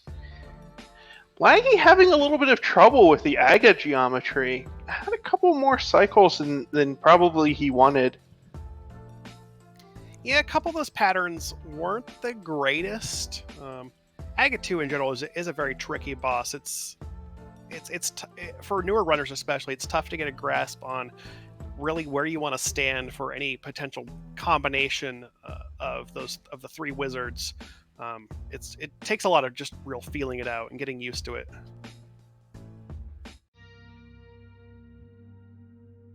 We've got ourselves a hungry Ganon here. Nobody brought food for him. He's likely going to be upset about that. Maybe that's why he's beating us up. We just didn't bring him a snack. Grumble, grumble, grumble, grumble, grumble, grumble. I mean, when I'm hungry, I grumble too. I get cranky entirely. I'm hungry right now, but that's beside the point.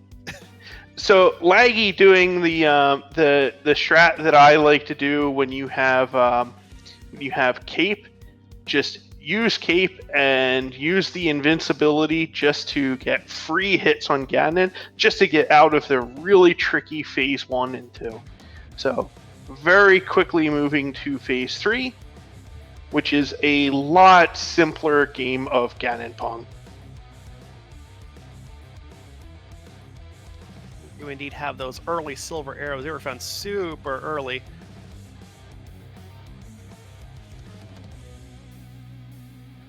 First bow was on number 1, the secret, and the other one was in Hera. So we've had those silvers for a long time, making this an easy Ganon fight. So we got 2 shots, and missed the setup for a double. But here we go. We have bacon. provided Laggy can get across the perilous bridge of the Triforce Rim, we will have a GG. Go ahead and get those in chat.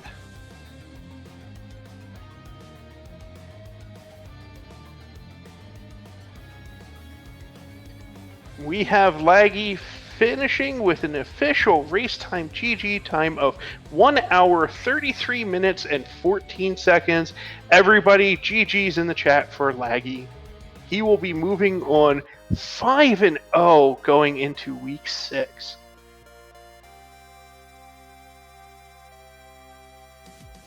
And really, despite everything we had to do in this seed, how many inventory items we end up picking up, everything but that gold sword, having a time of 1 hour 33 is really showing to the just the outright skill level of some of the runners in this tournament. Like this 4-0 bracket has just been full of really solidly skilled people.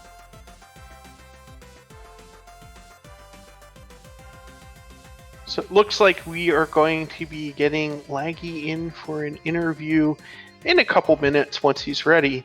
And we'll talk to him about how he felt about this seed and the seed devolving into an ice rod hunt at the end. And I think we had Laggy join. GG, how do you feel after that win? My nerves are shot. I was so scared after Pendant Swamp ended up having nothing. Like, I felt like I was going to lose by margins of minutes. Yeah, I'm sure you felt absolutely terrified too when you ended up pulling Ice Rod in Mimic Cave, and then of course you're thinking through your head, well, what if my opponent did the gamble and went straight to Turtle Rock? Yeah, so the plan was kind of interesting in that, so we wanted to check all flippers checks because we're looking for payoff for flippers. Ice didn't have anything. Hobo didn't have anything. We should have actually checked that before Swamp didn't. That was a mistake.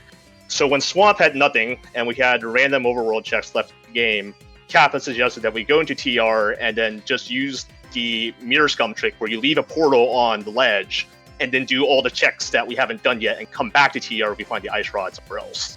Yeah. That was going to be the plan, but then we found Ice Rod in Mimic Cave, so we just, well, time to go. I think we did DDM relatively late and we found the hammer, which unlocked 2 full crystal dungeons, and you can gamble TR right there like a maniac, or you can do your crystal dungeons. So it's like full clearing Pendant Swamp wasn't an instant loss condition, I felt like, so I think there was still room to just go to TR and not full clear the rest of the game. Yeah. Yeah, Pendant Swamp versus Ice Rodless TR, it's definitely a call that anyone could make in either direction, and I think it's a lot of personal preference there on what you feel like is going to happen. Feel out the rando, believe in the heart of the game, and hopefully you make the right choice. Yeah, there is some logic to it, because you first do your 2 crystal dungeons, Pod and Ice, since you have to do those, and you're sad if Ice Rod is there, and if not, you're not only closer to Pendant Swamp, you also can't check it while preserving your portal, so feels like the most reasonable play to do before you do TR. Yeah, it's one of those things. It was really funny in the lead up while we were doing Crystal Dungeons. Kappa was like, well, if we find flippers somewhere, it's gonna get interesting. And we did.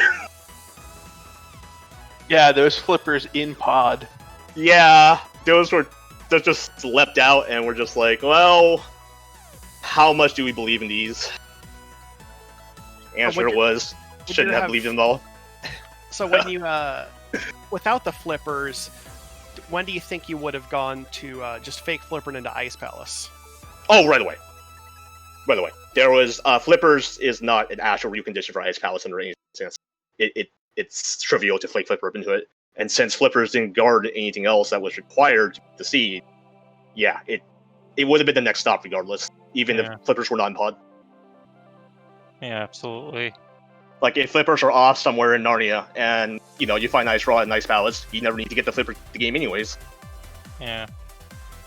That was under condition that, hey, maybe TR just has the flippers to get your ice rod out of Ice Palace or the Pyramid Fairy it's guarding. Yeah. Flippers in TR was a possibility, and if that was happened, then you would never actually logically get it game as long as Ice Rod wasn't in Swamp. Yeah, flippers being in TR, that would have been like a really big sequence break that would have saved a large chunk of time. Yeah, but I don't know. Like, I assume my opponent didn't go up to DDM and immediately yellow TR either, because that's quite a risky play. Well, your opponent didn't actually have the option, so your opponent put off the front of Escape for a really long time and never picked up the Fire Rod. Oh, okay. And that ended up being really the big difference between you two. But the beginning of this seed was so insane. So to start off, there was no sync between you and your opponent whatsoever. One of you started off with Uncle Route while the other one went to Sanctuary, and you were never in the same place again until Swamp Palace. That's actually really cool, since that's usually not the case. And this seed had so many items openly available in early Light World spots and in early Dark World spots. Like, in the beginning of the seed, when you just had items falling from left and right, how did you feel going into that? Generally pretty cool. I feel like I do better in Jet Siege in general, where things are more open, and definitely do feel that way, especially with Kappa around me. It's very good at that. So in general, I like open-ended stuff. It's just unfortunate that the seed ended with Ice Rod as your go mode item, because that is never a good feeling. Because there's not much logic left to work with, because Ice Rod can be literally anywhere. Including in Turtle Rock. Yes. As it loves to be. Yeah. Yeah, so Fred did make it a much earlier mountain play. They had the hammer significantly earlier, but yeah, it was before that Fire Up was available, and it's actually something I'm curious to ask if once they're done here, if whether they might have considered that TR gamble if they did have the Fire Rod while they were on the mountain. Yeah. Yeah, I mean, it's not. I don't think it would have been the worst idea. Certainly chancy from when we did it, but then you have to take Overworld. That's after you finish your Crystal Dungeons, if it's not there, and that's really slow with your Red Mail and Billion Hearts. Yeah, I had so much HP in the Red Mail that, even though that was going to be the plan if Ice Rod was in TR, it was going to be pretty painful to keep killing ourselves on the Overworld to preserve the portal. Yeah, you guys were super stacked. The seed gave out so much. The armors were easily available. Relatively easily. Tons of hearts. Like, there was... You had both the defensive item, both the vulnerability items. There was just... You had everything. What more could you ask for? I actually probably could have just skipped the half magic on Floating Island, but I don't have the greatest faith in my execution, so I wanted to grab as a safety. That makes perfect sense. I mean, half magic really makes everything more consistent as you move through. I can't blame you for picking that up. Yeah. So after this race, you are 5-0, and you're looking into going into the open mentorless week against Scoople. How do you feel about that? Waiting for Kappa to watch the race and point out all the things I did wrong after. Yeah, I can do that. Is there anything special that you're willing to share that you're looking to do to prepare for next week's race? No, not really. Just run some races. I've been doing that this week as well. It's funny because during the Ambrosia section of the tournament, I didn't have that much Ambrosia practice, but I ended up getting a bunch of really fast Ambrosia seeds and did pretty well. Like, my average Ambrosia time is, I think, probably significantly better overall than my average open time, but I feel like open's a more fun format, so I won't mind getting in the extra practice for Mesh.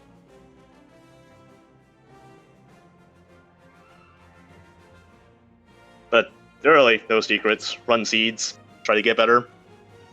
Yep. Tried turning around and grabbing that mirror shield out of the validation chest for us. Oh, Validation chest is a meme. Kappa always picks it up, and because he is essentially my rando teacher, I've picked that up in his honor. I will always open validation chests, no matter what the situation is. Yep.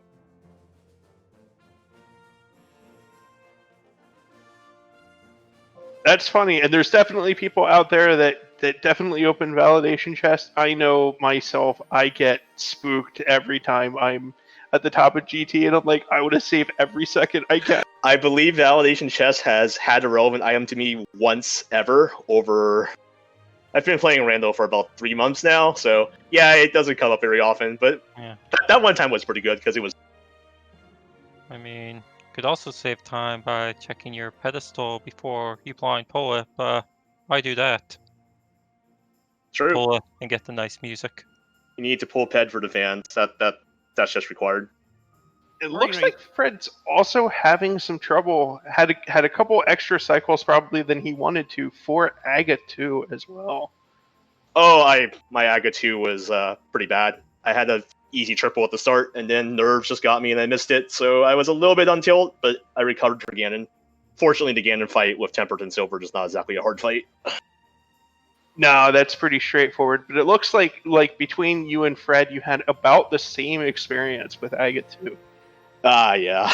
As he's dropping into Ganon now. Yeah, they weren't the greatest patterns. Some of them were a little tricky to set up.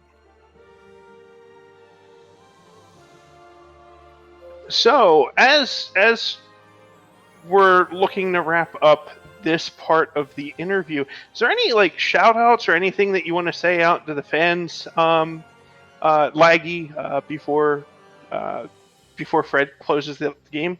So I haven't really interacted much with the Rando community in general. I started playing Rando after about a year of watching Kappa because we were friends outside before we met. We've been friends for a long time, and he played Rando for a year. I spectated him. And one day I got the idea to hey, I should just try Rando myself, see what it feels like to actually face this. And I believe my first seed was somewhere around 3.5 hours. I died in Ganon for or something. It was pretty funny. But ever since I came into the Go Mode podcast Discord, and it's been a very welcome community. I've enjoyed just joining races that people set up, talking to people. It's an open-minded community, and I'm glad to see that because there's a lot of spaces online nowadays that I feel like I don't get that kind of atmosphere, so I appreciate that. Yeah, thank you for the shout out. And again, for everybody who's out there, if you like what you're seeing, definitely follow the channel and join the Go Mode podcast Discord, where again we cover all sorts of good content for A Link to the Past randomizer. And again, we have a weekly podcast that we do that's all A Link to the Past randomizer content. And we have Fred killing the pig and crossing the finish line with an official time, which I have here somewhere.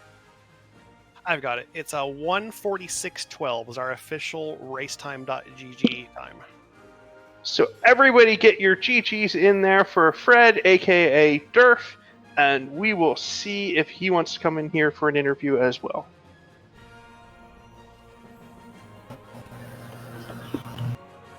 And we have Fred joining us. GG, Fred.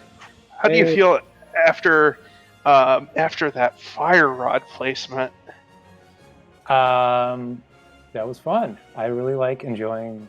I really walk around the whole entire world before I find out. that was fire rod was a little different, but the ice. I thought you said ice rod, which was a mimic cave. That was not fun. No, we kept forgetting about the front of escape because we're used to ambrosia right now.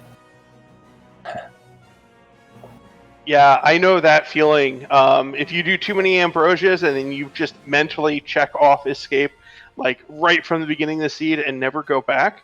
But there's also kind of an idea in open where if you've skipped escape early and there's as much progression early in a seed like there was here, that escape just ends up being a thing that you do put off for a long time intentionally. Yeah, I think I even kind of said that. I was like, there's so much in the beginning of the seed, it's going to be wide open, and then eventually just bottleneck because we're going to have to be Yeah, One front-loaded seeds are harsh sometimes because it's Yeah. it's so easy to just get on the wrong path, and then when you run out of good checks and you just have pendants and overworld left, you just kind of go for the dense locations. And Yep. there was only 2 items in the front of escape. Yeah, because you're so deep into the sea at that point. You've been going through dungeons, and it's hard because you escape so early. You normally do it so early, and when you've already done like 3, 4, 5 dungeons, like, well, when do you go back to it? Do you even think about it? Yeah. What Yeah. I want to know is, at any point, at what point did you start feeling like the ice rod may have been in Turtle Rock? Like, did the thought of making a TR dive before it was the last thing to do kind of cross your mind? I mean, honestly, it was sort of there, but we didn't have fire rod. Like we didn't go to Turtle Rock until we got the fire rod, and then obviously you beat Skull Woods in case that has the ice rod, or the ice rod's on the way to Turtle Rock and you don't go back. But it was like, that's one of the first things I'm going to want to do right after beating Skull Woods when I get the fire rod. Yeah. So I'm sorry. I should have phrased that differently. If you had the fire rod earlier, do you think you would have dove TR earlier? Maybe. I still would have told him to dive TR after doing all the mirror checks, because if it's in there, the advantage is just huge. Yeah. And if you do all the mirror checks first and you save your portal, then you can always just go back. Yeah, that was kind of our thinking. Something's going to be up there. I know we got couple things off of Death Mountain or Dark Death Mountain. Ice rod's always in the worst place. Yeah, that hammer and hookshot cave was also kind of a big point, because you found that significantly earlier compared to Laggy. They made a rather late trip up to the mountain compared to when you got it. Oh yeah, did they have Titans in this when they went up there too? Yeah, Yeah, we had bits of hookshot. Oh, cool. Yeah, this is definitely going to be one of those races. If you like going back and rewatching the restreams to see how they lined up, this is one that's super duper worth a watch, because you two were so very split up for almost this entire race. Like Swamp Palace was like the first point at which we were thinking, oh, they're actually in the same dungeon for once. Oh, you went there too. Oh yeah, felt pretty bad going there after we finished it, but yeah, we went there. We were looking for Flipper's payoff. Yeah, we were hoping to not get flippers at all, and they showed up. Yeah, when he pulled flippers out of that big chest, I was like, oh, yeah. Dang. Yeah, I can sympathize with that. I think you just have to finish the mirror spot at that point. Yeah, can't really blame you at that point for jumping on Swamp Palace. It's like 7 items with the green pen. It's hard to not go for it. 7 items, Flippers locked, mirror locked. Like, it just looked too inviting. And then there's also Pyramid Fairy after that as well, because they had a red crystal. Yeah. Yeah, it was At a one huge point there enticement. Sorry, no, it didn't have a red crystal. It was just that routing red crystal in would be after. Yeah. Yeah, that was also a super weird thing. Like, both runners routed Pyramid Fairy in really late, considering how much earlier the crystals were available, and did really late checks of Pyramid Ledge. Oh, interesting. At that point, I'm sure they had finished Escape though and had the fire rod, and it wasn't. We had the fire rod. Yeah. We were thinking about Ledge up to Catfish while we were over there in Pod region, and that was actually gonna be the play until we found Flipper. I think that was probably our routing too, and there was I don't know if we were even thinking about having. Yeah, that was originally our thought process. Yeah. But then we got Flippers, and I was like, well, if you go check Oh, it was a red crystal in the ledge and the graveyard ledge, then you can jump across and get to Catfish that way. And then you're not stuck running up there after doing everything else. And had we just done it after, skipped that and saved that for later, I mean, that's a couple minutes off the time, but you never know. Yeah. I'll definitely rewatch it though, because it sounds like it was a good race. So I just remember that it was hard for us to keep track of what the each side had done. We were constantly like, oh, I don't know if I'm not sure who went to. Actually, no. I have a question. Thieves Town. So, did either of you full clear Thieves Town, or at least find all 4 items out of it? No, we found 3 in the front and then peaced out. Oh, it was 3 in the front. Okay. It was 3 in the front. Oh, was it 3? I Yeah. miscounted. I remember getting like lamp and at least one more and saying It was a lamp and powder. I knew that. I knew those were 2, but I thought it was a dungeon item, and I thought you'd both bailed out after 2. Yeah. Yeah, we did. He did the front 4. So I do not like Thieves Town, and he was like, "What if I just did the front 4?" And I'm like, "Yeah, that's fine because that's like a common play to do." But I really dislike Thieves Town Well, when it's independent. So I had started out from the very first Dark World check that we got, seeing Thieves Town as a pendant. I was just like, ooh. well, because like every dungeon has like a tell on like when to go in, or when it's appropriate to like start thinking about it. Except for Thieves Town, because you need a sword. And technically you need the hammer, but you can still clear it without the hammer. Yeah, And Thieves Town is the glorified overworld check most of the time, I think. Yeah. I'm always disappointed in the seed when it's a pendant. So 3 out of 10 times, I'm very sad.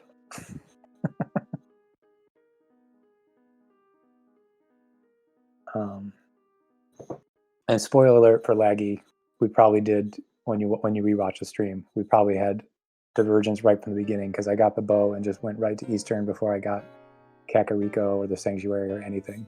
So Yeah. That's a play. All right. Yeah. Fair enough. I thought I could beat it, with the bow, and ended up dying in the back. So Yeah, I that had to was double one dip, of the but really it wasn't that bad.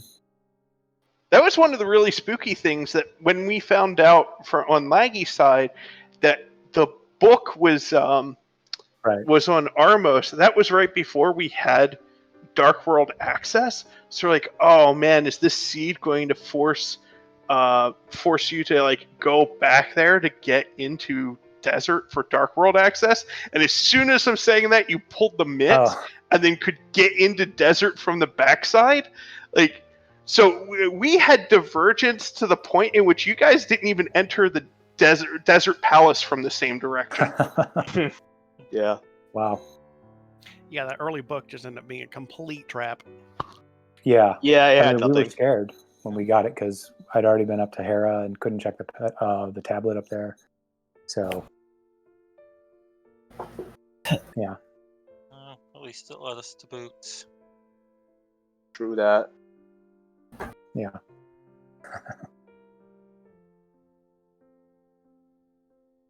So as we wind down the rest of this broadcast, Fred, is there any shout-outs or things that you would like to say to everyone before we close out?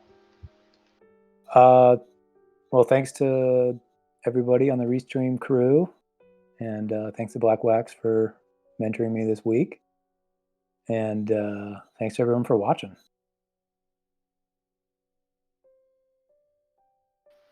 Yeah, and I would like to echo that. Again, everybody out there, please follow our racers. This was an awesome race, and again, this was the 4-0 race. So these are our top racers putting on a great show for us. Definitely follow them. I would also like to thank our Restreamer, RickyofKokiri. I would like to thank our tracker, forcebev. And I would also like to thank my co-commentator, Adilor. And Adilor, if there's any last things you want to say for the end of this broadcast? I think I'm tapped out. This has been a crazy race. I'm still trying to wrap my head around some of it because it's been so just nuts on both sides, trying to keep track of the whole thing. You both put on a great show. I mean, for having as much as you had to do with this this seed that required so many locations to be looked at, to put up a time of 133, 146 is really, really quite commendable. Like, you both did a great job. So GG's to both of you, and I'll be looking forward to see how you do in the last week here. Great, thank you. Thank you. All right, GG's to everyone, and thank you to our viewers for joining us tonight for this race. It is time for us to sign out. Have a wonderful night.